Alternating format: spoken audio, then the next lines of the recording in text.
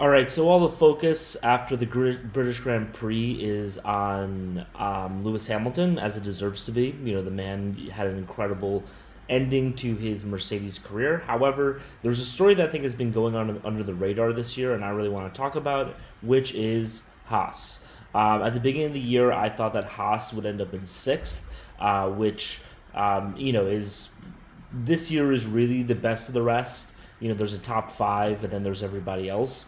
Um, and Haas right now is in seventh place, but even given the fact that they're one place below where I thought they would be, I do think that they are outperforming expectations of what even I thought that they would be able to accomplish. The only reason why they're in seventh and not in sixth is because Red Bull was just a lot stronger in the beginning of the year. You know, if you look over here, they have 6 points. They have 12 points in Miami. But you take away those good showings, and Haas, is beating them. And I think that Haas will beat them by the end of the year. So what do I mean that they're beating expectations? So what I thought would happen this year was that basically you'd have the top five who would have 9 out of 10 places every single race, with one usually falling off or two usually falling off because of engine damage or because of some other issue or just a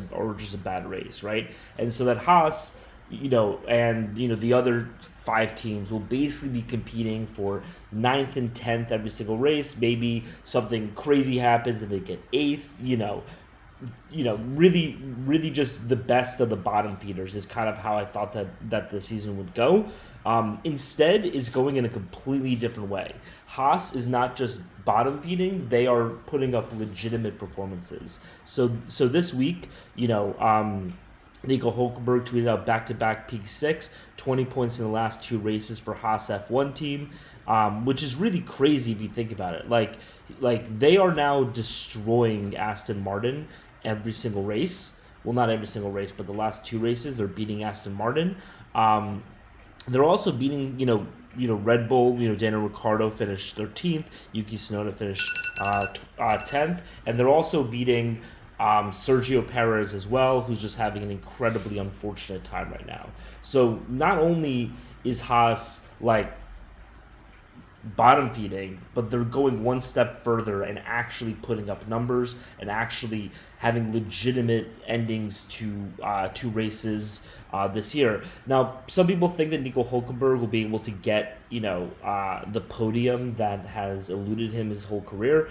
Personally, I don't think that that's going to happen this year. I don't think that the Haas is good enough to do that. That being said, anything's possible, but I think the top three or top four just pretty solidified every single race. You need to have some crazy things happen, like Lando and Oscar both retiring, along with Charles and everything else in order for that to occur. And unless there's like a massive, massive crash, I don't think it's going to happen. But who knows? The point of it is that Haas this year are have an actual good car, an actual good team, are actually putting up good performances, week in, week out.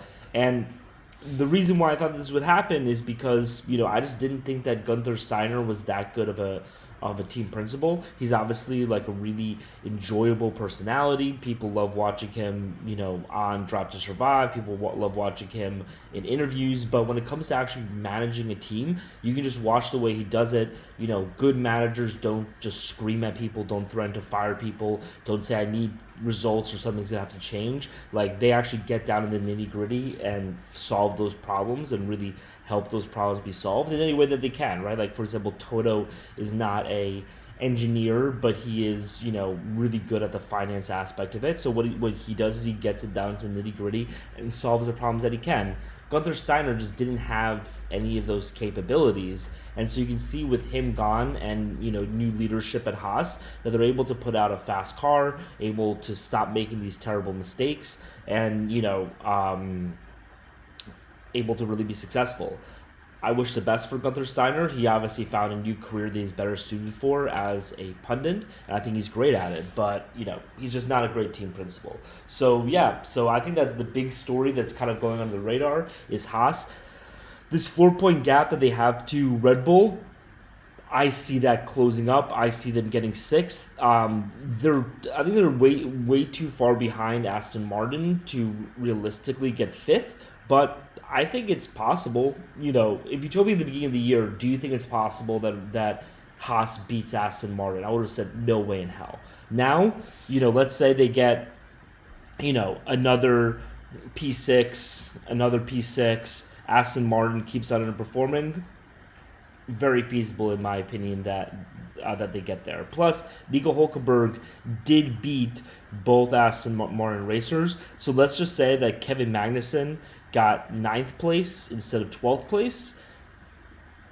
They would have tied on points. So yeah, if you like Haas, this has been a great year. They've been going under the radar, but I think at the end of the year, one of the big storylines is going to be how Haas really overperformed and how right I was about that. So anyway, like, comment, subscribe.